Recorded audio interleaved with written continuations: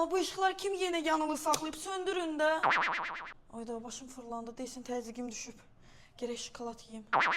Deyir köynəyi tulla. Hara tulluyuram? Gül kimi bundan əski eləyərəm. Ay Allah, bu evi nə günə salmısınız? Nə qədər mən sizin arxavızda yığışdıracağım?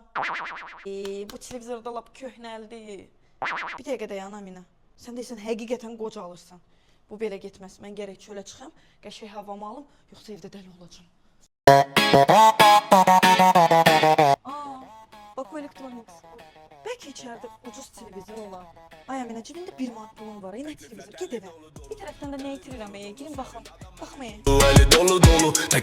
Ne? 17-19 iyul tarixində Dəli Dolu Təkliflər kampanyası. 60% dək endirimlər, üstəlik bütün endirimli məhsullara 24 aya qədər bölmə fürsəti. Siz üstünə düşmüşəm ki.